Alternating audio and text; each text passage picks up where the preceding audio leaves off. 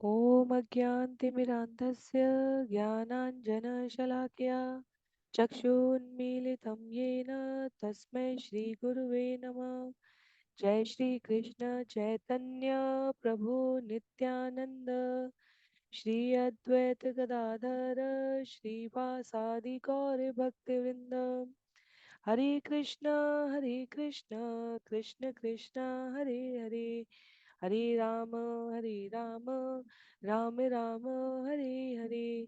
हरे कृष्ण कृष्ण कृष्ण हरे हरे, हरे राम राम राम हरे हरे। हरे कृष्ण कृष्ण कृष्ण हरे हरे, हरे राम राम राम हरे हरे। हरे कृष्णा। सभी भक्तों को सादर प्रणाम। चैतन्य चरितामृत सत्र 49 में सभी भक्तों का स्वागत है। हम सभी यहाँ पर कृष्णदास कविराज गोस्वामी द्वारा लिखित एवं भक्ति वेदांत स्वामी श्रील प्रभुपाद द्वारा तात्पर्य सहित विवेचित चैतन्य चरितामृत पुस्तक का श्रवण और अध्ययन करने का प्रयास कर रहे हैं, जहाँ पूर्ण पुरुषोत्तम भगवान श्री कृष्ण कलयुग में युग धर्म प्रवर्तक हरिनाम संकीर्तन को प्रचारित और प्रसारित करने के लिए एक महत्वपूर्ण कारण के रूप में स्वयं भक्त अवतार में प्रकट होते हैं। पिछले सत्र में हमने आदि लीला अध्याय 17 भाग 2 श्रवण किया। आदि लीला, मध्य लीला और अंत लीला 3 भागों में प्रस्तुत इस पुस्तक के प्रथम भाग आदि लीला के अंतिम अध्याय अध्याय संख्या 17 के तीसरे भाग को आज हम सभी श्रवण करेंगे, जहां हम चैतन्य महाप्रभु की युवावस्था की लीलाओं को श्रवण कर रहे हैं। अनेकों प्रकार की छोटी बड़ी घटनाएं जो चैतन्य महाप्रभु ने अपने आसपास के शिष्यों, भक्तों, दर्शकों और सामान्य जनमानस को शिक्षा प्रदान करने के लिए प्रस्तुत किए, उसका हम सभी यहाँ श्रवण कर रहे हैं। जहाँ कथा समाप्त हुई थी पिछले सत्र में, वहां एक ग्वालय के रूप में भगवान ने अपना स्वरूप बताया, भ्रमण करने हुए के लिए द्वार पर आए एक ज्योतिषी को, ये कहते हुए कि जरा देख कर बताना मैं पिछले जन्म में कौन था। और गणना से ज्योतिष ने कहा कि अरे इनके तो सारे लक्षण भगवान जैसे दिख रहे हैं। ग्रहों की, नक्षत्रों की, गोचरों की इस गणना में तो भगवान ने उनके ऊपर कृपा करते हुए उन्हें अपने वास्तविक स्वरूप के बारे में बताया। ज्योतिष कहते हैं, सर्वज्ञ कहे आमी ताहा ध्याने के खिला ताहा ते ऐश्वर्य देखी फाफर हईला। ज्योतिषी ने कहा, मैंने ध्यान में जो कुछ देखा वो तो ऐश्वर्यमय था, इसलिए मैं भ्रमित हो गया। और भगवान कहते हैं, सेई रूपे देखी एकाकार कभु भेद देखी ए माया ये तो मार। वास्तव में श्रील प्रभुपाद इससे पूर्व यहाँ पर कहते हैं, क्योंकि वो भगवान के महान भक्त थे, वो ज्योतिष, तो वो चैतन्य महाप्रभु को का कृष्ण रूप देख पा रहे थे और वो असमंजस में थे कि क्या कृष्ण और श्री चैतन्य महाप्रभु वास्तव में एक ही हैं। तो कृष्णदास कविराज गोस्वामी कहते हैं कि ज्योतिष ने विचार करके उत्तर दिया, मुझे इसमें कोई संदेह नहीं कि आपका ये स्वरूप तथा ध्यान में देखा गया स्वरूप एक ही है। यदि मुझे कोई भेद दिखता है तो यह आपकी माया का काम है। तो ज्योतिष शास्त्र एक प्रामाणिक शास्त्र है वास्तव में, और जिसने इस पर साधना पूर्वक अभ्यास किया है वह इसमें दक्ष है, इसमें कोई संशय नहीं है। कहते हैं आगे, ये हो से हो तुमी तोमा के नमस्कार, प्रभु तारे प्रेम दिया कैला पुरस्कार। वह सर्वज्ञ ज्योतिष इस नतीजे पर पहुंचा, आप जो भी और जो कुछ भी हैं, मैं आपको सादर नमस्कार करता हूँ। तब महाप्रभु ने अपनी अहेतुकी की कृपा से उसे भगवत प्रेम प्रदान किया और उसकी सेवा का उसे फल मिल गया। तो भगवान ने अपनी सेवा का, भगवत प्रेम का उसे उपहार दिया है। इस जगत का सर्वोत्तम उपहार यदि कोई हो सकता है, हम कहीं से कुछ किसी अन्य के भाग्य का या किसी अन्य के वस्तुओं के संचय का कोई भी भाग हरण कर लें, चुरा लें, लेकिन जो सबसे भाग्यशाली सौभाग्य युक्त उपहार हो सकता है वो भगवत प्रेम होता है इस जगत में। आगे कथा श्रवण के इस क्रम में कृष्णदास कविराज गोस्वामी भक्तों को, साधकों को परिचित कराते हैं। एक दिन प्रभु विष्णु मंडपे वसिया, मधुआन मधुआन बलि न डाकिया। एक दिन महाप्रभु विष्णु मंदिर की बरादरी में बैठकर जोर जोर से पुकारने लगे, थोड़ा शहद लाओ, थोड़ा शहद लाओ। तो बरामदे में उसकी बालकनी में बैठकर कह रहे हैं निमाई चंद्र कि शहद लेकर आओ। नित्यानंद गोसाई प्रभुर आवेश जानीला, गंगा जल पात्र आनी सम्मुख धरीला। नित्यानंद प्रभु गोसाई श्री चैतन्य महाप्रभु के भावावेश को समझ गए। अतएव उन्होंने संकेत के रूप में एक बर्तन में गंगा जल लाकर उनके सम्मुख रख दिया। कौन सी कथा है ये? जल पान करिया नाचे हैया विवल, यमुना कृष्ण लीला देखे सकल। उस जल को पीने के बाद भगवान चैतन्य इतने भावाविष्ट हो गए कि वे नाचने लगे। इस प्रकार सबने यमुना आकर्षण लीला देखी, जो हमने श्रीमद् भागवतम में श्रवण की थी, जहां बलदेव जी की इच्छा हुई कि यमुना नदी उनके समक्ष उपस्थित हो जाए, पर जब यमुना नदी ने आने से मना कर दिया था, तो भगवान बलराम ने हल से यमुना को अपनी ओर खींच लिया था और कहा कि मैं तुम्हें इतनी शाखाओं विशाखाओं में विभक्त कर दूंगा कि तुम्हारा स्वयं का मूल स्वरूप इन प्रशाखाओं में विभक्त हो जाएगा। तो चैतन्य महाप्रभु बलराम जी के आदि रूप है।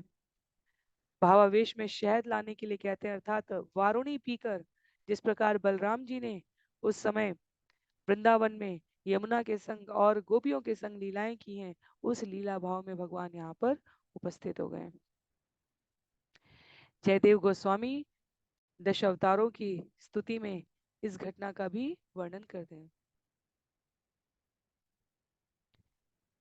यहाँ पर श्रील प्रभुपाद तात्पर्य में उसको उद्धृत करते हुए कह रहे हैं, वह शिव पूषि विशदे वसनम जलधावम, हलहति भीति मिलित यमुना, केशव धृता हलधर रूपा, जय जगदीश हरे, जय जगदीश हरे, जय जगदीश हरे। तो मधु लाने की ये वो लीला है जो बलदेव जी ने यमुना के संग की थी। मध्य मत गति बल देव अनुकार, आचार्य शेखर तारे देखे रामाकार। जब महाप्रभु बलदेव के भावावेश में मधु पीकर उन्मत्त होकर घूम रहे थे, तो आचार्य में प्रमुख आचार्य शेखर अद्वैत आचार्य ने उन्हें बलराम के रूप में देखा। वनमाली आचार्य देखे शोणार लांगन, सबे मिले नृत्य करे आवेश विवल। वनमाली आचार्य ने बलराम के हाथ में सोने का हल देखा और सारे भक्त एकत्र होकर आवेश में नृत्य करने लगे। एई मत नृत्य है लाचारी प्रहर, संध्या या गंगा स्नान करी सबे गेला घर। इस प्रकार वे 12 घंटों तक नृत्य करते रहे और संध्या समय गंगा में स्नान करने के बाद अपने अपने घर चले गए। धीरे धीरे चैतन्य चरितामृत उस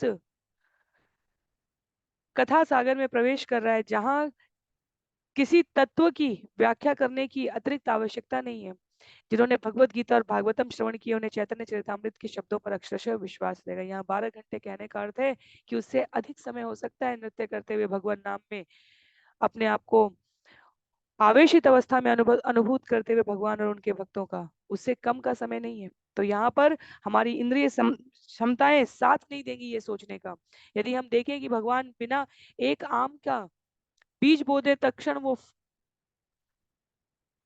अनेकों प्रकार के आकार के स्वादिष्ट आम के फलों से युक्त वृक्ष बन जाए, जिससे प्रतिदिन भक्त कीर्तन नृत्य गायन के पश्चात आस्वादन करें, तो इसमें अतिशयोक्ति नहीं लगनी चाहिए। यदि भगवान बलराम के रूप में यहाँ दिखे तो उसमें अतिशयोक्ति नहीं लगनी चाहिए। आगे हमें बहुत भावुक कर देने वाली कथाएं श्रवण करने का अवसर मिलेगा, इसलिए अपनी भौतिक इंद्रिय क्षमता से हम भगवान की कथा को आंकने का ना प्रयत्न करें। और यदि हमें ऐसा लगे कि इन घटनाओं पर हमें अविश्वास है, तो आचार्य कहते हैं हमें श्रवण रोक देना चाहिए। हमारा अक्षरशः विश्वास भागवतम से पुष्ट होने के पश्चात भगवान के हृदय में झांकने का अवसर देने के लिए ये चैतन्य चरितामृत है। तो यदि लगे जीवन में कि अभी भक्ति उतनी दृढ़ नहीं है कि हमें इन पंक्तियों पर इन घटनाओं पर अविश्वास है, तो हमें चैतन्य चरितामृत का श्रवण नहीं करना चाहिए। अविश्वास भगवान चैतन्य महाप्रभु की कथा में यहाँ किसी अंधश्रद्धा की बात नहीं हो रही है। चैतन्य चरितामृत रूप तक पहुंचते हुए प्रथम 12 अध्यायों में तत्वों का श्रवण करने के पश्चात ही यदि भक्ति पुष्ट नहीं है साधक के रूप में, तो हमें इन कथनों पर विश्वास होगा, अन्यथा अविश्वास का कोई कारण नहीं है। नगरी आलोके प्रभु यबे आज्ञा दीला, घरे घरे संकीर्तन करीते लागीला। महाप्रभु ने नवद्वीप के सारे नागरिकों को हरे कृष्ण मंत्र का कीर्तन करने का आदेश दिया और वे घर घर में नियमित रूप से संकीर्तन करने लगे। हरये नमः कृष्ण यादवाय नमः, गोपाल गोविंद राम श्री मधुसूदन। सारे भक्त हरे कृष्ण महामंत्र के साथ यह लोकप्रिय गीत भी गाने लगे। हरे नमः कृष्ण यादवाय नमः, गोपाल गोविंद राम श्री मधुसूदन। मृदंग करताल संकीर्तन महाध्वनि, हरि हरि ध्वनि बिना अन्य नाही शूनी। इस तरह जब संकीर्तन आंदोलन आरंभ हो गया तो नवद्वीप में हरि हरि शब्दों की ध्वनि एवं मृदंग तथा करताल बजने की ध्वनि के अतिरिक्त कोई अन्य ध्वनि किसी को सुनाई नहीं पड़ती थी। श्रील प्रभुपाद कहते हैं, तात्पर्य में अंतर्राष्ट्रीय कृष्ण भावनामृत संघ का विश्व केंद्र है इस समय नवद्वीप मायापुर। और हरे नमः कृष्ण यादवाय नमः का श्रील प्रभुपाद की इच्छा है कि कीर्तन 24 घंटे होता रहे, क्योंकि यह श्री चैतन्य का एक प्रिय भजन है। और इन भजनों के पूर्व संकीर्तन के पंच तत्वों श्री कृष्ण चैतन्य प्रभु नित्यानंद श्री अद्वैत गदाधर श्रीवासादि गौर भक्त वृंद का कीर्तन अवश्य हो। प्रतिदिन चैतन्य चरितामृत के मंगलाचरण में सत्र आरंभ करने से पूर्व हम इसी मंत्र का वाचन करने का प्रयत्न करते हैं। प्रतिदिन के हरिनाम जप की प्रत्येक माला से पूर्व हम इस मंत्र का वाचन करने का प्रयत्न करते हैं। कहते हैं यहाँ पर श्रील प्रभुपाद, हमें इन दो मंत्रों जय श्री कृष्ण चैतन्य प्रभु नित्यानंद श्री अद्वैत गदाधर श्रीवासादि गौर भक्त वृंद तथा हरे कृष्ण कृष्ण कृष्ण हरे हरे, हरे राम राम राम हरे हरे, इनका कीर्तन करने की तो आदत है ही, पर जब हम मायापुर में हो तो हमें दो पंक्तियां और जोड़ लेनी चाहिए। हरे ये नमः कृष्ण यादवाय नमः, गोपाल गोविंद राम श्री मधुसूदन। तो इन 6 पंक्तियों का कीर्तन सुचारू रूप से चलना चाहिए, विशेष रूप से मायापुर में, जिससे यह केंद्र आध्यात्मिक दृष्टि से परिपूर्ण रहे, क्योंकि भगवान ने यहाँ स्वयं गलियों में इस कीर्तन को गाया है। अब वो कथा आती है जिसे हम लोग कहते हैं कि निकट इतिहास का जो पहला असहयोग आंदोलन है वो हुआ था। सुनिया ये क्रुद्ध हैला सकल यवन, काजी पाशे आशीष अवे कैल निवेदन। हरे कृष्ण मंत्र की गुंजायमान ध्वनि सुनकर स्थानीय मुसलमानों ने अत्यंत क्रुद्ध होकर काजी के पास शिकायत की। तो काजी कौन है उसकी स्थिति बतलाते हुए यहाँ पर श्रील प्रभुपाद कहते हैं कि फौजदार या शहर का कोतवाल काजी कहलाता था, और इनका काम भूमि का, जैसे जमींदार भूमि का लगान वसूल करते थे, वैसे ही कानून तथा व्यवस्था बनाए रखने का कार्य, अपराधियों को दंडित करने का दायित्व, यह उस समय काजियों पर था। तो तत्कालीन बंगाल में काजी तथा जमींदार दोनों बंगाल के गवर्नर के अधीन हुआ करते थे, और उस समय के काजी का नाम नवाब हुसैन शाह का जो गुरु है वो चांद काजी कहा गया है। तो उस समय की व्यवस्था में काजी जो नाम के अनुसार उस समय चांद काजी है, श्रील प्रभुपाद यहाँ तात्पर्य में लिखते हैं, कुछ लोग उनका नाम मौलाना सिराजुद्दीन भी बताते हैं, और एक दूसरे मत के अनुसार उनका नाम हबीबर रहमान रहा होगा। यहाँ चांद काजी के रूप में वह प्रसिद्ध हैं गौड़ीय वैष्णव संप्रदाय के इतिहास में। और आज भी चांद काजी के वंशज मायापुर में निकट स्थान पर, जहाँ चांद काजी की मजार है, चंपक वृक्ष के नीचे, जो चांद काजी की समाधि के नाम से विख्यात है, वहां रह रहे हैं। तो कथाओं का जहाँ प्रस्तुतिकरण हुआ है उससे संबंधित वृत्तांत भी श्रील प्रभुपाद प्रस्तुत करने का प्रयत्न करते हैं, जिससे इसकी प्रासंगिकता की पुष्टि की जा सके। तो चांद काजी अत्यधिक क्रुद्ध हो गया। क्या हुआ? क्रोधे संध्या काले काजी एक घरे आईला, मृदंग भांगिया लोके कही ते लागीला। क्रोध से भरा चांद काजी एक दिन संध्या समय एक घर में आया, और जब उसने देखा कि कीर्तन चल रहा है तो उसने मृदंग तोड़ डाला और फिर इस प्रकार बोला। क्या कहा? इत काले के नाही क्याला हिंदू यानी, एबे ये उद्यम चालाओ कार्य बल जानी। आज तक तुम सबने हिंदू धर्म के नियम सिद्धांतों का पालन नहीं किया, किंतु अब बड़े उत्साह से करने लगे हो। क्या मैं जान सकता हूँ कि ऐसा तुम किसके बल पर कर रहे हो? क्योंकि वैदिक परंपरा के जितने अनुयायी थे यहाँ पर लिखते हैं शिला प्रभुपाद की बख्तियार खिलजी के आक्रमण से लेकर चांद काजी के समय तक वे सभी वैदिक परंपराओं को दबा कर रखे हुए थे, अर्थात नियमतः पालन नहीं कर रहे थे। तो चांद काजी उस समय की हिंदू समाज की दशा का उल्लेख प्रस्तुत कर रहे हैं इस पंक्ति के साथ। कह रहे हैं कि अपनी हिंदू परंपराओं को खुलकर तुम सभी मनाया नहीं करते थे, अब मुक्त भाव से हरे कृष्ण महामंत्र का कीर्तन कर रहे हो। किसके बल पर तुम ऐसा दुस्साहस कर सकते हो? पर अब श्री चैतन्य महाप्रभु उपस्थित हैं। उनके आदेश से हमें स्वयं को नियमतः कृष्ण भावनामृत में लगाना चाहिए और उसका प्रचार प्रसार करना चाहिए, क्योंकि जब उन्होंने तब रक्षा की है तो वो आज भी रक्षा करेंगे। लिखते हैं यहाँ पर के कीर्तन ना करी है सकल नगरे, आजी आमी क्षमा करी आई तेशो घरे। कोई भी व्यक्ति नगर की सड़कों में संकीर्तन नहीं करेगा। हाँ, आज मैं इस अपराध को क्षमा करके वापस जा रहा हूँ, लेकिन भविष्य में ऐसा नहीं होना चाहिए। आर यदि कीर्तन करिते लाग पाई मुँह, सर्वस्व दंडिया तार जाति ये लई मुँह। यदि अगली बार मैंने किसी को ऐसा करते संकीर्तन करते देखा तो दंड स्वरूप न केवल उसकी सारी संपत्ति जब्त कर लूंगा, अपितु उसे मुसलमान भी बना दूंगा। तो चांद काजी इस प्रकार की घोषणा कर दिए। उन दिनों लिखते हैं श्रील प्रभुपाद, हिंदू को मुसलमान बना देना आसान काम था। यदि कोई मुसलमान किसी हिंदू के ऊपर मात्र जल छिड़क देता था तो ये माना जाता था कि वो हिंदू मुसलमान हो गया। और श्रील प्रभुपाद अंग्रेजों की सत्ता छोड़ने के समय के बांग्लादेश के हिंदू मुस्लिम दंगों का उल्लेख करते हुए बतलाते हैं कि हिंदुओं के मुंह में गाय का मांस डालकर उन्हें मुसलमान बना दिया गया था। चैतन्य महाप्रभु के समय हिंदू समाज इतना कट्टर था कि यदि कोई हिंदू मुसलमान बना दिया जाता था तो फिर से उसका सुधार नहीं हो सकता था। और इस प्रकार मुस्लिमों की संख्या भारत में, तत्कालीन भारत में बढ़ती चली गई थी। अनेक अनेक प्रताड़ना के कारण है। सम्राट औरंगजेब के भी एक कर का उल्लेख करते हैं श्रील प्रभुपाद या तात्पर्य में कि जो हिंदुओं को मात्र हिंदू होने के कारण देना पड़ता था, इसलिए निम्न श्रेणी के सभी गरीब हिंदू कर से बचने के लिए स्वेच्छा से मुसलमान हो गए। तो इस प्रकार चांद काजी धमकी दे रहे हैं यहाँ पर कि वह शरीर पर पानी छिड़क कर मुसलमान बना देंगे। एतबली काजी केला नगरिया लोक, प्रभु स्थाने निवेदिल पाया बड़ शोक। यह कहकर काजी घर चला गया, किंतु हरे कृष्ण कीर्तन करने से वर्जित किए जाने के फलस्वरूप दुखी भक्तों ने श्री चैतन्य महाप्रभु को अपना दुखड़ा कह सुनाया। प्रभु आज्ञा दिल यह करह कीर्तन, मुई संहारी मुआजी सकल यवन। महाप्रभु चैतन्य ने आज्ञा दी, जाओ संकीर्तन करो, मैं आज सारे मुसलमानों को मार डालूंगा। तो ये तब समय की, उस समय की बात है जब देश में शासन ही यवनों का था। और चैतन्य महाप्रभु ने आश्वस्त किया भक्तों को कि चांद काजी के आदेश की परवाह ना करो, तर्क एवं विवेक से उसे शांत करने का प्रयास करना मेरा काम है। हमें क्या करना चाहिए? हमें चैतन्य महाप्रभु के चरण चिन्हों का अनुसरण करना चाहिए। श्रील प्रभुपाद कहते हैं हमें बात बात पर हिंसा पर उतारू होने की करनी, अनुकरण करने की बात नहीं की जा रही है, अनुसरण करनी चाहिए। जब हम चैतन्य महाप्रभु के चरण चिन्हों का अनुसरण करेंगे, शब्द बहुत स्पष्ट है यहाँ पर, अनुसरण करेंगे तो बाधाएं आएगी, पर हम तर्क एवं विवेक द्वारा उसको परास्त कर सकेंगे ताकि आसुरी आचरण को रोका जा सके।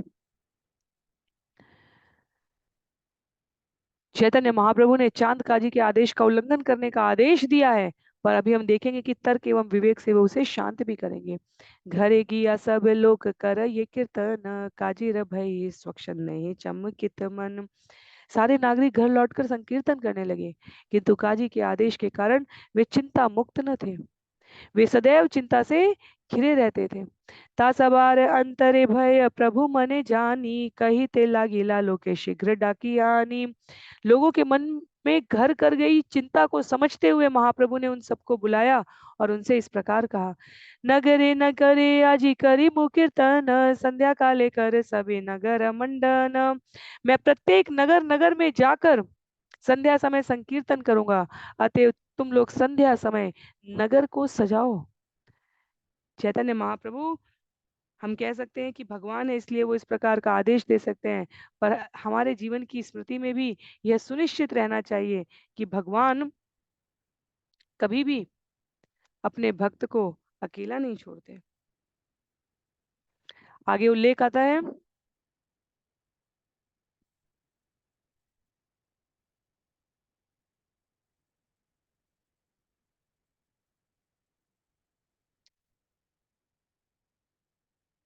संध्या ते दे उठी सबे ज्वाल घरे घरे, देख को न काजी आसी मोरे मानक करे। संध्या समय घर घर में मशाल जलाओ, मैं हर एक की रक्षा करूंगा। मैं देखूंगा कि कौन सा काजी आकर हमारे कीर्तन को रोकता है। इत कही संध्या काले चाले गौर राय, कीर्तनेर कैला प्रभुति न संप्रदाय। संध्या समय भगवान गौर सुंदर बाहर गए और कीर्तन करने के लिए उन्होंने 3 मंडलियां बना ली। आरंभ हुआ है यहाँ से भगवान का वह हरे कृष्ण भावनामृत आंदोलन। तो श्री चैतन्य महाप्रभु जब मंडली बनाते थे तो उसमें 21 व्यक्ति होते थे। भगवान की मंडली का वर्णन किया गया। 4 मृदंग बजाते थे, एक कीर्तन गाता था और अन्य 16 व्यक्ति करताल बजाकर प्रमुख कीर्तनीय के पीछे गाते थे। यदि अनेक लोग संकीर्तन आंदोलन में सम्मिलित हो जाएं तो वे महाप्रभु का अनुसरण कर सकते हैं। और श्रील प्रभुपाद लिखते हैं समय तथा व्यक्ति की संख्या के अनुसार मंडली भी बना सकते हैं, निश्चित बनानी चाहिए। आगे संप्रदाय नृत्य करे हरिदास, मध्य नाचे आचार्य गोसाई परम उल्लास। मंडली के आगे आगे ठाकुर हरिदास नाच रहे थे और मंडली के बीच में परम हर्ष के साथ अद्वैत आचार्य नाच रहे थे। पाछे संप्रदाय नृत्य करे गौर चंद्र, तागे तार संगे नाची बोले प्रभु नित्यानंद। भगवान गौर सुंदर पीछे वाली मंडली में नाच रहे थे और श्री नित्यानंद प्रभु नाचते हुए चैतन्य महाप्रभु के साथ साथ चल रहे थे। वृंदावन दास यहाँ चैतन्य मंगले, विस्तारी वर्णिया छेन प्रभु कृपा बले। उल्लेख करते हैं पुनः यहाँ पर कृष्णदास कविराज गोस्वामी की महाप्रभु की कृपा से श्रील वृंदावन दास ठाकुर ने इस घटना का विस्तृत वर्णन चैतन्य मंगल अब चैतन्य भागवत में किया है। एई मत कीर्तन करी नगरे भ्रमीला, भ्रमिते भ्रमिते सभे काजी द्वारे गैला।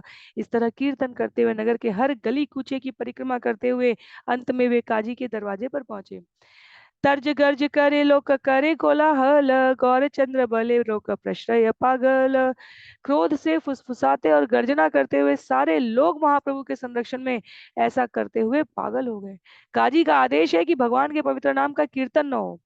चैतन्य महाप्रभु को पता चला तो उन्होंने काजी के आदेश की अवज्ञा करने का, विनम्र उल्लंघन करने का आदेश दे दिया है। और अब चैतन्य महाप्रभु तथा उनके सारे भक्त क्रुद्ध होते हुए भी स्वाभाविक उत्साह पूर्वक जोर जोर से गरज रहे हैं। कीर्तनेर ध्वनि ते काजी लुकाइल घरे, तर्जन गर्जन सुनी नाहय बाहिरे। हरे कृष्ण मंत्र के कीर्तन की ऊंची गर्जना से काजी निश्चय ही अत्यधिक डर गया और वह अपने कक्ष में छिप गया। लोगों को इस प्रकार विरोध करते और अत्यंत क्रोध में बुदबुदाते हुए सुनकर लिखा है यहाँ पर काजी अपने घर से बाहर नहीं आ सका। तो कीर्तन न करने का काजी का आदेश तब तक ही आदेश रहा जब तक चैतन्य महाप्रभु के संरक्षण में लोगों ने उसकी अवज्ञा नहीं की। जब हजारों लोगों ने मिलकर मंडलियां बनाई और कृष्ण महामंत्र का कीर्तन करने लगी और विरोध में शोर मचाने लगी तो काजी भयभीत हो उठा। तथाकथित परिस्थिति में ऐसा होना स्वाभाविक है। इसलिए श्रील प्रभुपाद लिखते हैं यहाँ के पर कि श्रीमद् भागवतम में कहा गया है कलयुग में चोर उचक्के शिक्षा संस्कृति से विहीन लोग सरकारी पदों पर अधिकार जमाकर जनता का शोषण करेंगे, ऐसा लिखा हुआ है। कलयुग का ये लक्षण है जो पहले ही प्रकट हो चुका है। जान और सामान दोनों की सुरक्षा की आशंका बनी रहेगी। पर ऐसी अवस्था का एकमात्र प्रतिकार जो हो सकता है वह यहाँ पर उल्लेखित करते हुए कहते हैं कृष्ण भावनामृत के ध्वज तले संकीर्तन आंदोलन को बढ़ावा देना और सारे विश्व की सरकारों के पापमय कार्यों का विरोध करना। ये कोई भावुक धार्मिक आंदोलन नहीं है। श्रील प्रभुपाद लिखते हैं मानव समाज की समस्त विसंगतियों को सुधारने का आंदोलन है। और जब चैतन्य महाप्रभु के आदेश से ये कर्तव्य भक्तों साधकों द्वारा गंभीरता पूर्वक वहन किया जाएगा तो अनेकों प्रकार की अस्त व्यस्तता निराशा जो इस समाज में फैलकर जनमानस को अवसाद ग्रसित कर रही है उसमें शांति और समृद्धि आ जाएगी। इसलिए श्रील प्रभुपाद कहते हैं श्री चैतन्य महाप्रभु ने जिस कृष्ण भावनामृत आंदोलन का आरंभ किया है वह अब भी लोगों को मार्गदर्शन देने में सक्षम है।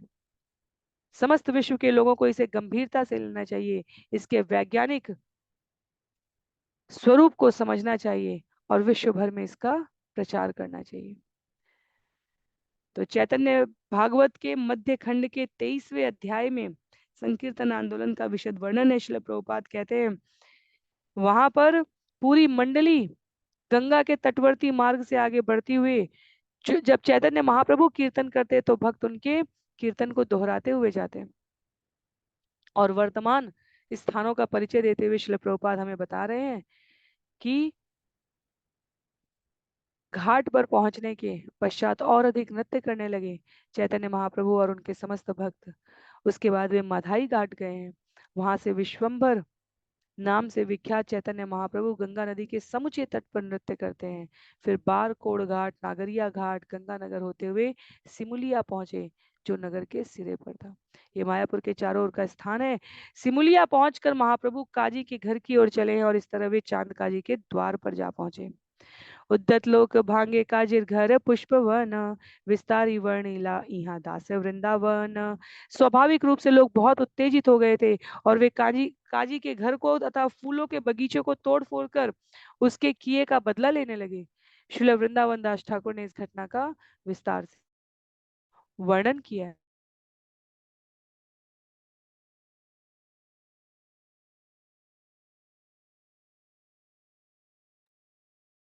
तो ये उल्लेख है वहां पर। आगे कहते हैं तबे महाप्रभु तार द्वारे ते वसीला, भव्य लोक पठाइया काजी रे बोलाइला। तत्पश्चात जब महाप्रभु काजी के घर पहुंच गए तो वे दरवाजे पर बैठ गए और काजी को बुलाने के लिए कुछ प्रतिष्ठित व्यक्तियों को उन्होंने भेजा है। कहते हैं दूर हईते आइला काजी माथा नोया या काजी रे बस आइला प्रभु सम्मान करिया। जब काजी अपना सिर झुकाए आया तो महाप्रभु ने उसका सम्मान किया और उसे बैठने के लिए आसन प्रदान किया है। तो भगवान ने जो असहयोग कहा है सविनय अवज्ञा आंदोलन के कारण, और महाप्रभु शांत, गंभीर एवं अक्षुब्ध थे। यहाँ उल्लेख है ये शब्द और ये हमारे लिए महत्व का है। जब हम विसंगतियों से अपने आप को महाप्रभु के आश्रय में उनकी शरणागति में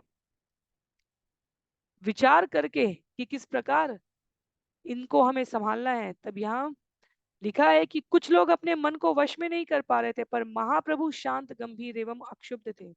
और जब काजी उनसे मिलने आते हैं तो महाप्रभु उनका समुचित सत्कार करते हैं, उन्हें बैठने के लिए आसन देते हैं क्योंकि वो एक सम्मानित सरकारी अधिकारी हैं। इस तरह महाप्रभु अपने आचरण से हमें शिक्षा देते हैं कि कृष्ण भावनामृत के संकीर्तन आंदोलन को आगे बढ़ाने में कठिनाइयों का सामना करना पड़ सकता है, पर देश काल पात्र के अनुसार हमें महाप्रभु के चरण चिन्हों का अनुसरण करते हुए उचित कार्यवाही करनी।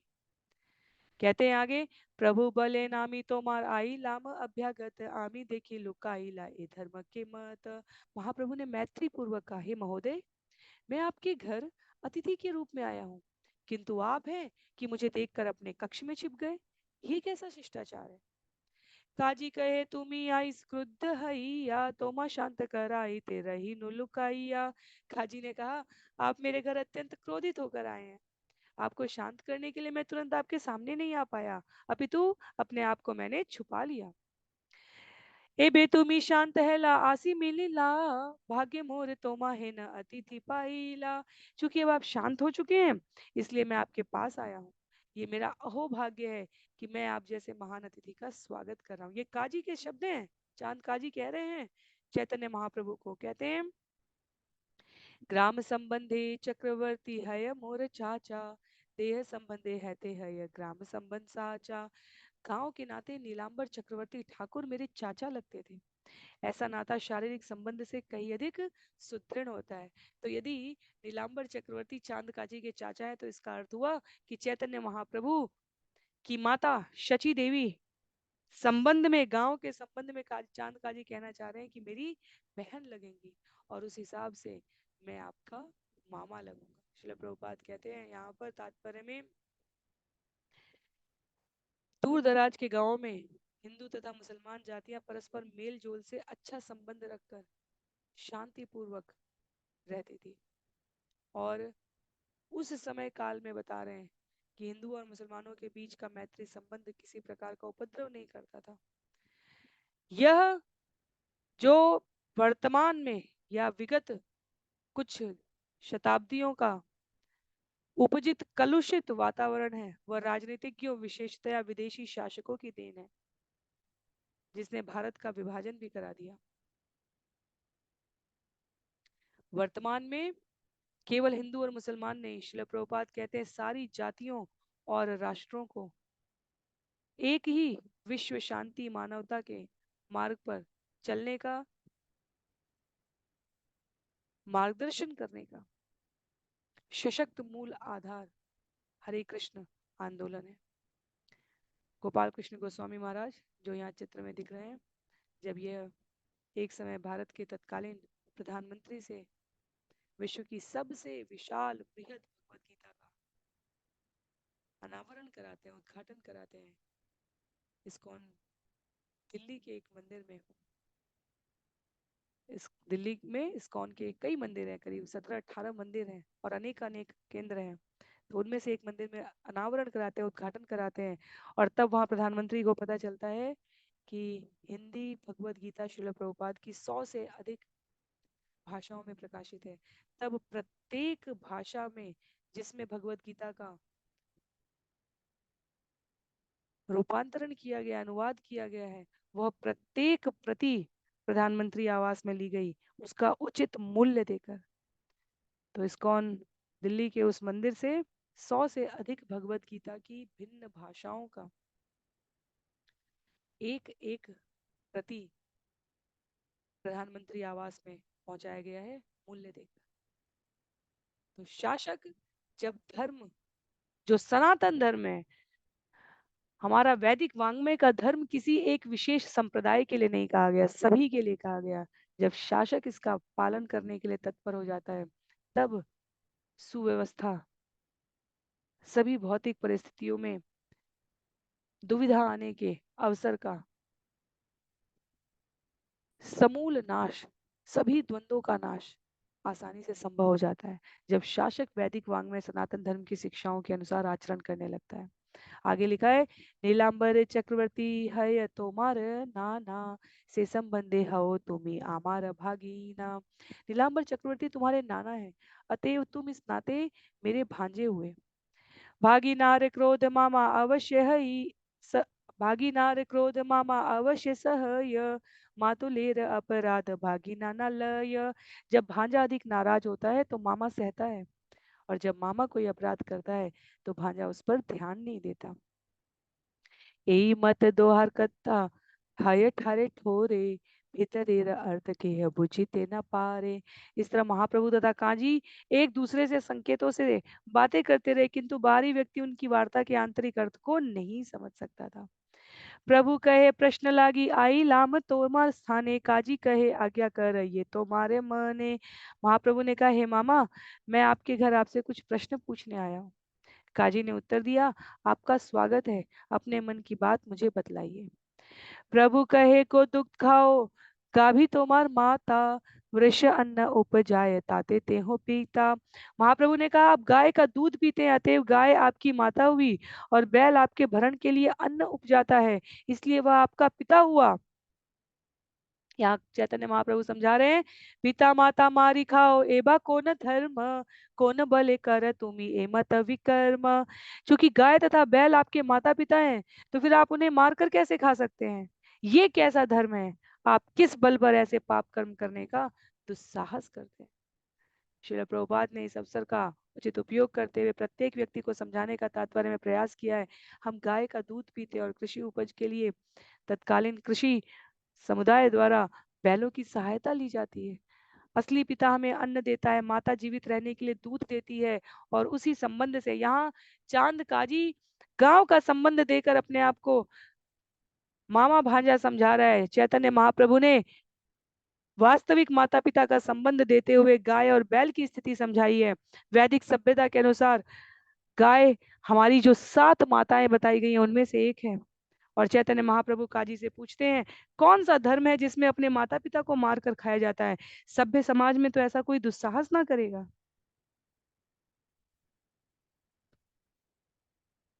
चाहे ईसाई धर्म हो, चाहे मुस्लिम धर्म हो, श्रील प्रभुपाद कहते हैं, चैतन्य महाप्रभु ने कहा, हत्या करने का आदेश तो इस प्रकार नहीं है।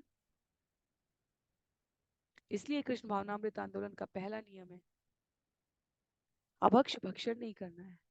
तो चैतन्य महाप्रभु ने इस प्रकार गोवध का चांद काजी के समक्ष प्रतिवाद किया है। आगे उल्लिखित है छंद संख्या 155 में, कहते हैं काजी कहे तो मारिया छे वेद पुराण तैछे आमार शास्त्र किताब कुरान। काजी ने उत्तर दिया जिस तरह आपके शास्त्र हैं जिन्हें आप वेद और पुराण कहते हैं उसी तरह हमारा भी पवित्र शास्त्र है जो कुरान कहलाता है। और चैतन्य महाप्रभु ने जब मुसलमानों द्वारा गाय तथा बैल के वध का प्रश्न उठाया है तो श्रील प्रभुपाद लिखते हैं चांद काजी को अपने शास्त्र का ध्यान आया। सेई शास्त्र कहे प्रवृत्ति निवृत्ति मार्ग भेद निवृत्ति मार्गे जीव मात्र वधेर निषेध। कुरान के अनुसार उन्नति के दो मार्ग हैं, भोग की प्रवृत्ति को प्रबल करना तथा भोग की प्रवृत्ति को कम करना। दोनों ही बातें यहाँ लिखी है, भोग की प्रवृत्ति को प्रबल करना तथा भोग की प्रवृत्ति को कम करना। आसक्ति कर्म करने के मार्ग में अर्थात निवृत्ति मार्ग में पशुओं की हत्या निषिद्ध है। प्रवृत्ति मार्गे गोवध करिते विधि है शास्त्र आज्ञा वध कैल नहीं पाप भय। भौतिक कार्यकलापों के मार्ग में गोवध का नियम है, यदि शास्त्र के निर्देशानुसार ऐसा वध किया जाए तो काजी कहते हैं इसमें पाप नहीं लगता उनके शास्त्र के अनुसार। और श्रील प्रभुपाद तात्पर्य में यहाँ बता रहे हैं कि कैसे ये चार नियम जो बनाए गए ये बहुत विचार करके अंतर्राष्ट्रीय कृष्ण भावनामृत संघ के साधनारत भक्तों के लिए बनाए गए हैं। तोमार वेदे ते आछे गोवधेर वाणी अतएव गोवध करे बड़ बड़ मुनि। उस काजी के एक विद्वान के रूप में श्री चैतन्य ने एक विद्वान के रूप में श्री चैतन्य महाप्रभु से कहा आपके वैदिक शास्त्रों में भी गोवध का आदेश मिलता है, इसी आदेश के बल पर बड़े बड़े मुनि गोवध करने वाले यज्ञ अर्थात गोमेध यज्ञ करते थे। प्रभु कहे वेद कहे गोवध निषेध अतएव हिंदू मात्र ना करे गोवध। और चैतन्य महाप्रभु से ठीक करते हुए कहते हैं काजी के कथन का प्रतिवाद करते हुए महाप्रभु ने तुरंत उत्तर दिया वेदों का स्पष्ट आदेश है कि गोवध न किया जाए, कोई भी हिंदू गोवध करने से बचता है। जहां से लोग वैदिक शास्त्रों का संदर्भ देते हैं वहां का उल्लेख है कि जिन्हें वास्तव में मांस खाने की इच्छा है उनके लिए बताया गया है उसे बकरे को काली देवी के समक्ष मारकर उसका मांस खाना चाहिए। कहीं दुकान से कसाई घर से मांस खरीदने की अनुमति नहीं है जीव के स्वाद के लिए। और जहां तक गोवध की बात है ये पूरी तरह वर्जित है। चैतन्य महाप्रभु कहते हैं तुम्हारा ये कथन दोषपूर्ण है। भगवत गीता अध्याय 18 श्लोक संख्या 44 में स्पष्ट लिखा है कृषि गोरक्ष वाणिज्यम वैश्य कर्म स्वभावजम, गायों की रक्षा की जानी चाहिए। तो वैदिक शास्त्र गोवध करने की अनुमति देते हैं ये परम सत्य नहीं है। जियाई ते पारे यदि तबे मारे प्राणी वेद पुराण आछे ही न आज्ञा वाणी। वेद तथा पुराणों में स्पष्ट कहा गया है कि यदि कोई किसी जीव को पुनर्जीवित कर सकता है तो वह प्रयोग के निमित्त उसे मार सकता है। हमें स्मरण रखना चाहिए कई बार आधे अधूरे सत्य के साथ अहिंसा परमो धर्म तक रुक जाने की बात नहीं है। शास्त्र का प्रयोग हम अपनी स्वेच्छापूर्ण वृत्ति का पालन करने के लिए नहीं कर सकते। अहिंसा परमो धर्म पूर्ण वाक्य नहीं है। अहिंसा धर्म परमो धर्म के आगे ये भी कहा गया है कि जहाँ हिंसा से ही बात समझ में आए वहां सम्यक हिंसा का प्रयोग भी करना पड़ेगा, पर उसके लिए अधिकार, वो कर्तव्य करने के लिए अधिकार भी होना चाहिए। गोमेद की छूट वहां दी गई है जहां पुनर्जीवित करने का सामर्थ्य है। अतएव जरद गव मारे मुनि गण वेद मंत्र सिद्ध करे ताहार जीवन। इसलिए महान मुनिगण कभी कभी वृद्ध गायों को मारते थे और सिद्धि के लिए वे वैदिक स्त्रोतों का उच्चारण करके उन्हें जीवित कर देते थे। जरद गव हया युवा हय आरवार ताते तार वध नये हय उपकार। ऐसी वृद्ध तथा अशक्त गायों का वध एवं उनको फिर से युवा बनाना वास्तव में वध करना नहीं अपितु बड़े ही लाभ का कर्म था। कली काले त्याचे शक्ति नाही क ब्राह्मणे अतएव गोवध के ना करे एखने। पूर्व काल में ब्राह्मणों में इतना सामर्थ्य होता था कि वे वैदिक स्त्रोतों द्वारा ऐसे प्रयोग करते थे, किंतु अब कलयुग के कारण ब्राह्मण उतने समर्थ नहीं रहे। अतएव गायों तथा बैलों को फिर से युवा बनाने के लिए उनका वध करना वर्जित है। अश्वमेधम गवालंबम संन्यासम फल पैतृकम देवरेण सुतोत्पत्तिम कलौ पंच विवर्जयेत। इस कलयुग में 5 कर्म वर्जित है। अश्वमेध यज्ञ करना, गोमेध यज्ञ करना, संन्यास ग्रहण करना, पूर्वजों को मांस का पिंडदान देना तथा अपने भाई की पत्नी से पुत्र उत्पन्न करना।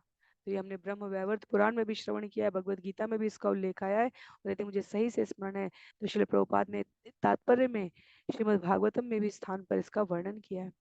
तोमार तोमरा जी आई ते नार वध मात्र सार नरक है ते तोमार नाही कर निस्तार।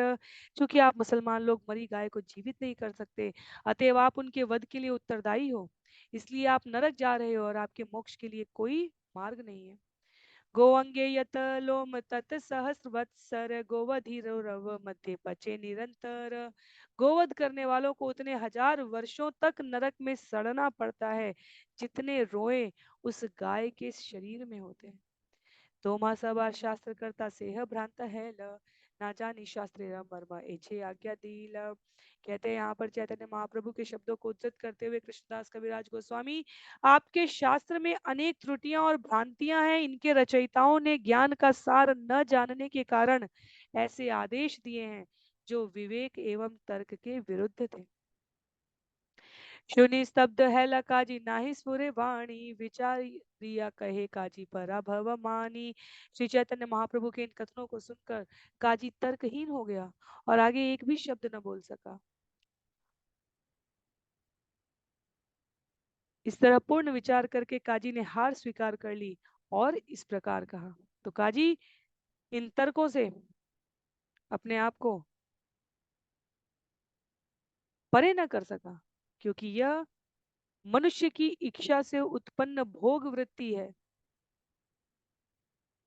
शास्त्र के कथन सर्वदा सत्य हैं, तथापि मनुष्य अपनी भोग वृत्ति में उनको तोड़ मरोड़ के अपने लाभ के लिए प्रस्तुत करके उसे झूठमूठी शास्त्र संज्ञा देने लग जाता है। काजी के पास कोई तर्क प्रत्युत्तर में उपलब्ध नहीं था। तुम्ही ये है कहिला पंडित से ही सत्य है यह आधुनिक आमार शास्त्र विचार सहन यह। हे निमाई पंडित, आपने जो कुछ कहा है वह पूरी तरह सत्य है। हमारे शास्त्र निकट भूतकाल में ही विकसित हुए हैं और निश्चित रूप से वे पूर्णतया तर्क संगत तथा विचार पूर्ण नहीं है। ये चांद काजी का कथन है। मांसाहारी कोई शास्त्र कहे ये पूर्णतया नहीं कहा जा सकता। श्रील प्रभुपाद यहाँ तात्पर्य में कहते हैं कि कई बार ईसाई प्रचारक हमसे कहते हैं कि हमारे अनुयायी हमारे शास्त्रों की उपेक्षा करके आपके शास्त्रों को क्यों स्वीकार कर रहे हैं। तब तब मैं उनसे कहता हूँ, आपकी बाइबल कहती है हत्या मत करो, पर फिर भी आप लोग प्रतिदिन अनेक पशुओं का वध कर रहे हो। आपके अपूर्ण उत्तर, जहां पशुओं में आत्मा नहीं होती कहा गया है, कैसे इसको प्रमाणित किया जाए कि पशुओं में आत्मा नहीं होती। पशु तथा बालक समान स्वभाव वाले होते हैं। वर्तमान में यदि किसी को इस बात में संशय हो तो कुत्ते पालने का शौक, पशुओं को घर में रखने का शौक, पशु हमारे यहाँ वैदिक सनातन संस्कृति में पहले भी द्वार पर होते थे, पर घर में प्रवेश करने का, प्रतिदिन की कार्यों गतिविधियों क्रियाओं में उनको संग संग बैठने उठने सोने खाने व्यवहार करने में साथ साथ रखने का, इसका कोई औचित्य नहीं था। वर्तमान में यदि हम जिसे जिन्हें कुत्ते पालने का शौक है, यदि उनके उनके कुत्ते के प्रति कुछ भी कह दे, जीव नहीं है आत्मा नहीं है उसमें संवेदनाएं नहीं है, तो उन्हें कितना बुरा लग जाता है। ये कलयुग का लक्षण है, श्रील प्रभुपाद कहते हैं। और कैसे कोई कह सकता है कि एक पशु में आत्मा है और दूसरे में नहीं है, क्योंकि हम अपनी भोग वृत्ति वाली जीवा को स्वाद देना चाहते हैं, इसलिए आत्मा नहीं है कह के उसे मारकर उसका भोगा स्वादन कर रहे हैं। सामान्यतः जितने मांसाहारी होते हैं, श्रील प्रभुपाद ने उदाहरण दिया है, उन सबको कुत्ते पालने का शौक होता है। एक पशु को आप पाल के दूसरे का वध करके खा रहे हैं और आप उसे तर्क संगत न्याय संगत और शास्त्र उद्धरण के मार्ग से सही का साबित करने का प्रयत्न कर रहे हैं। ये केवल और केवल व्यभिचार है, ये पापाचार है। कल्पित आमार शास्त्र आमी सब जानी, जाति अनुरोधे तबु से ही शास्त्र मानी। मुझे पता है कि हमारे शास्त्र कल्पना तथा भ्रांतियों से भरे हैं, चांदकाजी कह रहे हैं। तथापि अपर्याप्त आधार होने पर भी एक मुसलमान होने के नाते अपने समुदाय के निमित्त मैं उन्हें स्वीकार करता हूँ। तो वो कहते हैं मैं मना नहीं कर सकता कि इसमें कुछ अपूर्णता होगी, पर मैं इसे अस्वीकार भी नहीं कर सकता। सहज यवन शास्त्रे अदृढ़ विचारे, हासिता है महाप्रभु पूछे नार बारे। काजी ने अंत में कहा, मांसाहारी यवनों के शास्त्रों के तर्क सुदृढ़ नहीं है। यह कथन सुनकर श्री चैतन्य महाप्रभु ने हंसते हुए उनसे इस प्रकार पूछा, आर एक प्रश्न करी शून्य तुम्ही मामा, यथार्थ कही बे छले ना वंशी बे आमा। हे मामा, मैं आपसे दूसरा प्रश्न करना चाहता हूँ, कृपया आप सच सच बतलाएं, आप मुझे छलने का प्रयास ना करें। तोमार नगरे है सदा संकीर्तन, वाद्य गीत कोलाहल संगीत नर्तन। आपके नगर में सदैव पवित्र नाम का कीर्तन होता रहता है, सदैव संगीत की ध्वनि, गान और नृत्य चलता रहता है। तुम्ही काजी हिंदू धर्म विरोधे अधिकारी, एबे ये ना कर माना बुझीते ना पारी। काजी होने के नाते आप हिंदू उत्सवों को मनाने का विरोध कर सकते हैं, किंतु अब आप उन्हें रोक नहीं सकते। मैं इसका कारण नहीं समझ सकता। काजी बले सभे तोमाय बले गौर हरि, से ही नामे आमी तोमाय संबोधन न करी। काजी ने कहा, सभी लोग आपको गौर हरि कहते हैं, कृपया अब मुझे भी आप इसी नाम से पुकारने दें। शुन गौर हरि ए प्रश्न कारण, निवृत्त यो अति तबे करी निवेदन। कहते हैं, हे गौरहरि कृपया सुनिए, यदि आप एकांत स्थान में आए तो मैं आपको कारण समझा दूंगा। क्या है कारण?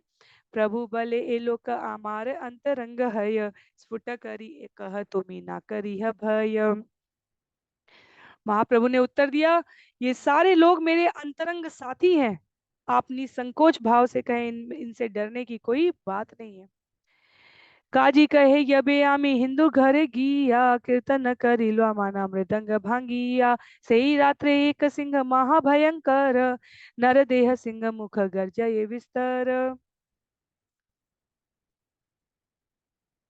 काजी ने कहा, जब मैं उस हिंदू के घर गया और वहां मैंने मृदंग तोड़ा और संकीर्तन करने की मनाही कर दी, तो उसी रात मैंने सपने में एक भयानक गर्जन करता हुआ सिंह देखा, जिसका शरीर तो मनुष्य जैसा था, किंतु उसका मुख सिंह जैसा था।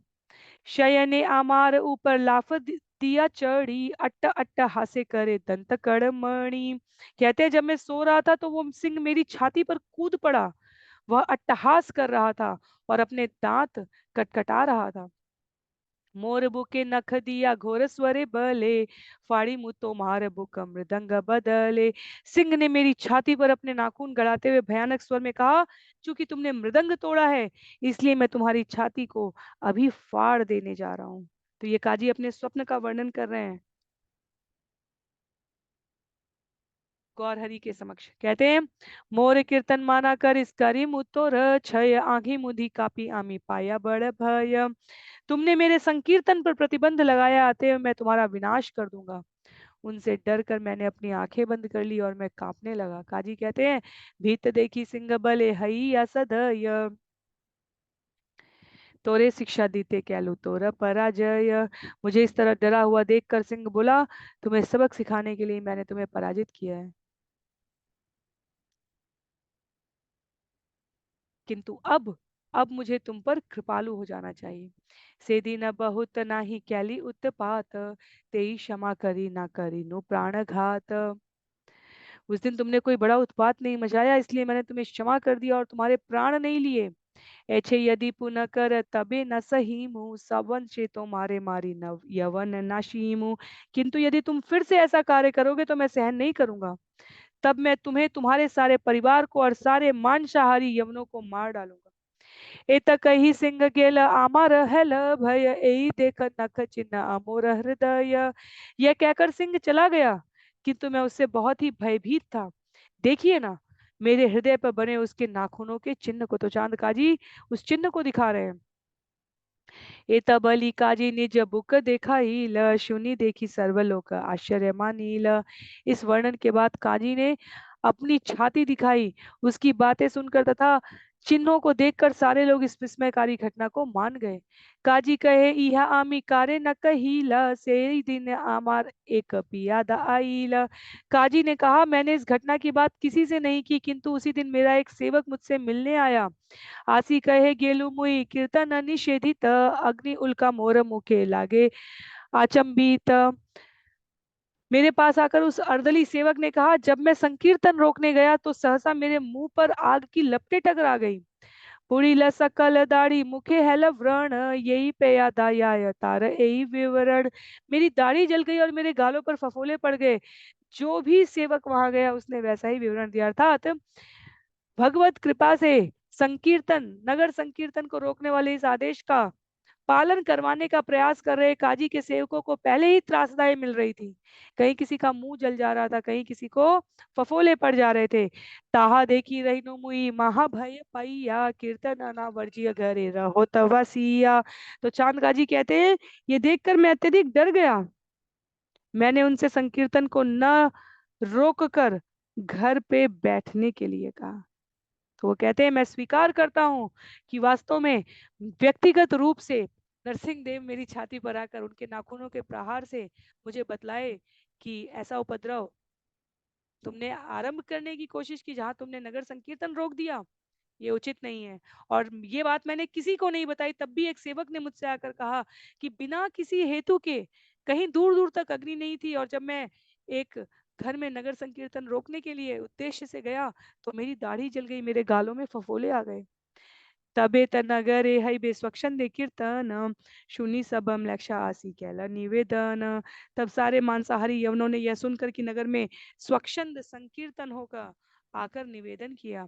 नगरे हिंदुर धर्म बाणीला अपार हरि हरि ध्वनि पई नाही सुनियार। हिंदू धर्म असीम रूप से बढ़ गया क्योंकि सदैव हरि हरि की ध्वनि होती है, हमें इसके अतिरिक्त और कुछ सुनाई नहीं पड़ता। आरम लक्ष्य कहे हिंदू कृष्ण कृष्ण बली हासे कांदे नाचे गाय गड़ी आय धूली। ये यमन ने कहा हिंदू कृष्ण कृष्ण कहते हैं और वे हंसते हैं, रोते हैं, नाचते हैं, गाते हैं, कीर्तन करते हैं, जमीन में गिरकर धूली में लौटते हैं। हरि हरि करी हिंदू करे कोलाहल पात साह सुनील तुम्हारे करी बेकफल। हिंदू लोग हरि हरि का उच्चारण करके कोलाहल मचाते हैं। यदि राजा पातशाह इसे सुन ले तो निश्चय ही आपको दंड देगा। तो बेचारे काजी की स्थिति बड़ी ही विचित्र हो गई। एक तरफ उसके अपने लोग उसे आकर कहते हैं कि यदि आप इस प्रकार से इनको मुक्त अवस्था में हरि हरि का उच्चारण करने देंगे तो बादशाह शासक को पता चल जाएगा और वह आपके ऊपर भी क्रोध करेगा। इसलिए प्रभुपाद ने तात्पर्य में बताया है कि काजी जिसके लिए कार्य करते थे वो नवाब हुसैन शाह, उनकी मृत्यु के पश्चात उनके ज्येष्ठ पुत्र नसरत शाह बंगाल के राजा बने थे। ये 1521 से लेके 1533 ईस्वी की बात है। ये राजा भी अत्यधिक क्रूर थे और इन्होंने वैष्णव पर अनेक अत्याचार किए थे। और उल्लेख करते हैं कि अपने पाप कर्मों के स्वरूप ही यह इनके द्वारा लाया गया खोजा से एक सेवक, खोजा वर्ग से, उसने उनकी हत्या कर दी जब वह मंदिर में, क्षमा कीजिए, जब वह मस्जिद में नमाज अदा कर रहे थे। तबे से ही यवने रे अमित पूछल हिंदू हरि भले तार स्वभाव जानील। तब मैंने यवनों से पूछा, मैं जानता हूँ कि ये हिंदू स्वभाव से हरि हरि का उच्चारण कर रहे हैं। तुम्ही त यवन हैया केने अनुक्षण हिंदू र देवतार नाम लह की कारण। कि हिंदू लोग हरि नाम का इसलिए लेते हैं क्योंकि वो उनके ईश्वर हैं, किंतु तुम लोग मांसभक्षी मुसलमान हो, फिर तुम लोग हिंदुओं के ईश्वर का नाम क्यों लेते हो। लेख्य कहे हिंदू रे आमी करी परिहास केह केह कृष्णदास केह रामदास। उस मृक्ष ने उत्तर दिया, कभी कभी मैं हिंदुओं से मजाक करता हूँ, उनमें से कुछ कृष्णदास कहलाते हैं और कुछ रामदास। केह हरिदास सदा भले हरि हरि जाने कार घरे धन करी बेकचूरी। उनमें से कुछ हरिदास कहलाते हैं, वे सदैव हरि हरि का उच्चारण करते हैं। इस तरह मैंने सोचा कि ये किसी के घर से धन चुराएंगे। हरि हरि वास्तव में हरण करने के अर्थ में कहा जा रहा है, कि उनको लगा कि हरि हरि का अन्य अर्थ चोरी कर रहा है, चोरी कर रहा हूँ, चोरी कर रहा हूँ। ये है। और इसलिए जब काजी ने पूछा कि हिंदू हरि हरि कर रहे हैं समझ में आता है, पर तुम क्यों कर रहे हो, तो वो कहते हैं सही है ते जीवा मोर भले हरि हरि, इच्छा नहीं तबु भले की उपाय करी। तभी से मेरी जीभ भी निरंतर हरि हरि ध्वनि का उच्चारण कर रही है। यद्यपि मेरी इच्छा नहीं होती कि इसे कहूं, किंतु जीभ तो वही कह रही होती है जो वो सुन रही है। मेरी समझ में नहीं आता कि मैं क्या करूं। और इसलिए आचार्य कहते हैं जब हरे कृष्ण मंत्र का उच्चारण मजाक में, हास में भी किया जाता है, जिसे नामाभास कहा गया है, तब भी यह दिव्य स्तर पर ही होता है। यह नाम अपराध अवस्था से बेहतर होता है। जब कोई इस प्रकार भगवान का स्मरण करता है तो शनय शनय वह भौतिक भौतिक भोग से मुक्त होने लगता है, धीरे धीरे भगवान की दिव्य भक्ति की ओर अग्रसरित होने लगता है, और दिव्य स्थिति में रहकर भगवान के नाम संकीर्तन करने के योग्य बन जाता है। तो अभी के लिए हम लोग छंद संख्या 200 पर ही आज के सत्र को विराम देंगे। करीब 394 छंद है इस श्लोक में, तो अगले 2-3 सत्रों में हम इसे विस्तार में श्रवण करने का प्रयत्न करेंगे। सभी को बहुत बहुत आभार। कोई भी पंक्ति, असहमति, पूर्ण टिप्पणी के लिए यदि आपको उचित लगे तो आप जहां जुड़े हैं वहां अपने विचार प्रेषित कर सकते हैं। कृष्णदास कविराज गोस्वामी जी की जय, चैतन्य चरितामृत की जय, श्रील प्रभुपाद की जय, श्री गुरुदेव की जय, अनंत कोटि वैष्णव वृंद की जय। हरे कृष्ण।